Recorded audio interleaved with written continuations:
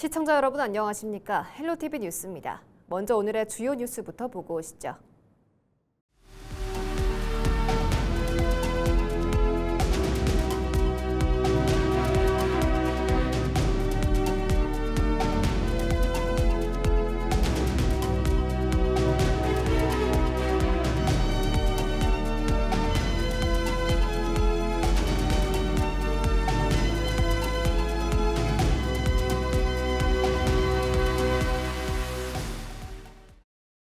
(2026) 강릉 ITS 세계총회가 이제 50여일 앞으로 다가왔습니다. 주 행사장인 강릉 컨벤션 센터가 문을 여는 등 성공 개최를 위한 준비도 막바지에 접어들었는데요. 최성식 기자가 보도합니다. 강릉 스피드 스케이팅 경기장 바로 앞에 강릉 컨벤션 센터가 문을 열었습니다. 2026 강릉 ITS 세계총회의 주 무대이자 앞으로 강원 지역 마이스 산업의 거점이 될 핵심 시설입니다. 강릉 올림픽 파크에 들어선 컨벤션 센터는 지하 1층, 지상 4층에 연면적 18,900제곱미터 규모입니다. 2,100명을 동시에 수용할 수 있는 다목적 컨벤션홀과 중소회의실 19곳, VIP 라운지 등을 갖췄습니다. 오는 10월 ITS 세계총회 기간에는 개폐회식을 비롯해 고위급 회의와 주요 학술 세션, 공연 등이 이곳에서 펼쳐집니다. 이번 ITS 세계총회를 통해서 아마 우리나라가 한번 ITS 분야에 한번 새롭게 한번 도약할 수 있는 아마 그런 계기가 될 것으로 저는 생각을 하고 있고요. 세계 교통올림픽으로 불리는 2026 강릉 ITS 세계총회는 오는 10월 19일부터 닷새 동안 강릉 올림픽 파크 일대에서 열립니다.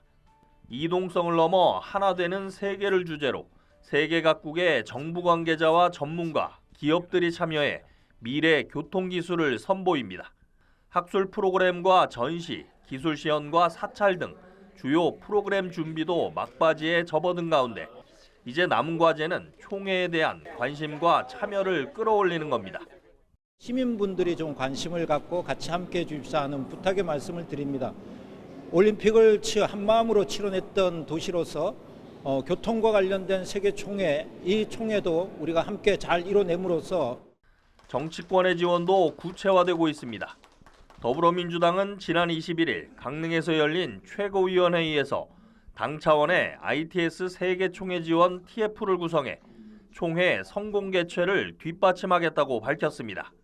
강릉의 혈안 중에 제일 큰 문제의 하나인 10월 19일부터 23일까지 열리는 ITS 총회를 지원하는 것도 민주당의 몫이라고 생각을 합니다. 강릉시는 세계총회 이후 무인 자율주행 차량 시범도시 조성 등 후속 사업도 적극 추진할 계획입니다.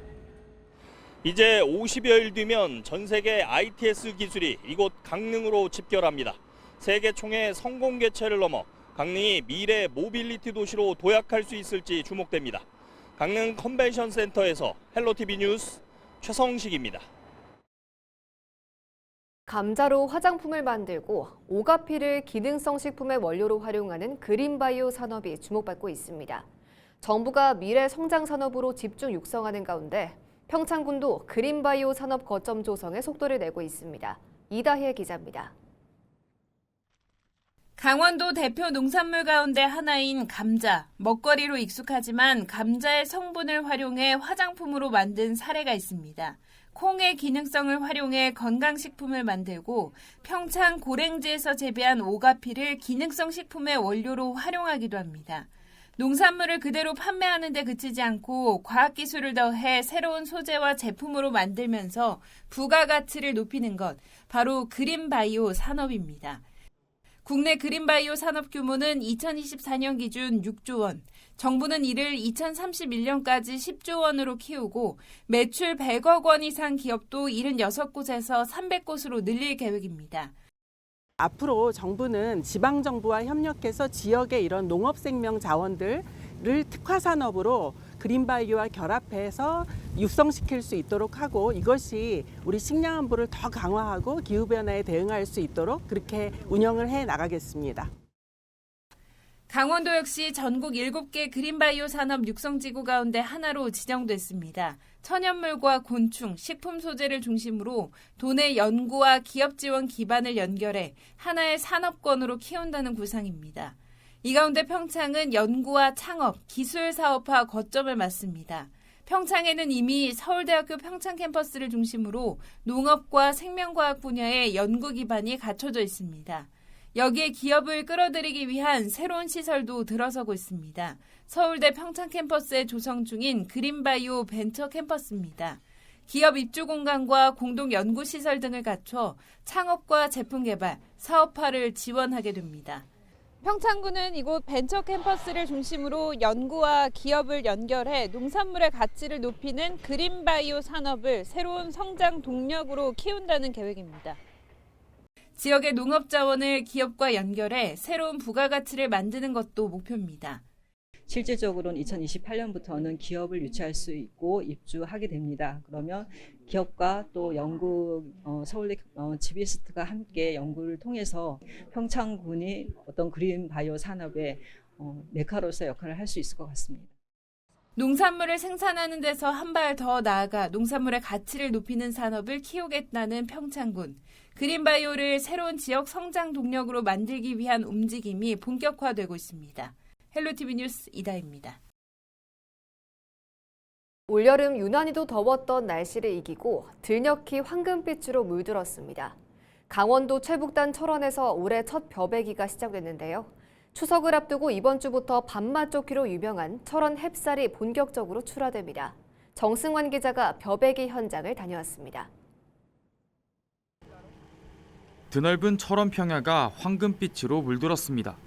무더위를 이겨낸 벼들은 나달이 꽉 들어차 고개를 푹 숙였습니다. 콤바인은 쉴 새 없이 오가며 반듯하게 벼를 베어 나갑니다. 이렇게 수확한 쌀은 건조와 도정을 거쳐 이번 주부터 햅쌀로 본격 출하됩니다. 올해 가장 먼저 수확한 쌀은 철원군이 자체 개발한 신품종 철기 50입니다. 오대벼보다 일주일 정도 수확이 빠른 극조생종입니다. 오대벼보다 10%가량 수확량이 뛰어나고 밥맛도 좋아 농민과 소비자에게 모두 인기를 얻고 있습니다. 다른 벼보다 좀 빨리 수확이 되니까 서울에 빨리 갖다 팔아먹을 수 있으니까 그게 좋고요. 또 이 수확이 또 이게 또 만만치 않고 괜찮네. 오대보다도 좀 수확이 좀 많이 좀 나는 것 같아요, 이게. 철원군의 대표 브랜드인 오대쌀 수확도 다음 주부터 시작됩니다. 수확은 추석 전후인 다음 달 말까지 이어집니다. 저희 철원쌀 관련돼서는 뭐 다 공익청정지역으로서 뭐 늘 하시는 말씀이 청정지역에서 또 물도 좋고 공기도 좋고 또 기후 차가 또 크기 때문에 이놈들도 나름대로 그 고기로 말하면 육질이 단단하다 그러잖아요. 그런 맛에서 좀 아주 좋은 평가를 받고 있고 또 밥을 여전히 무더위가 기승을 부리고 있지만 어느덧 찾아온 수확의 계절. 농부의 땀방울을 머금고 자란 맛 좋은 햅쌀이 식탁에 오를 준비를 마쳤습니다. 헬로티비 뉴스 정승환입니다. 강원랜드가 26일 임시 주주총회를 열고 대표이사의 김도균 전 육군 수도방위 사령관을 선임하는 안건을 의결했습니다.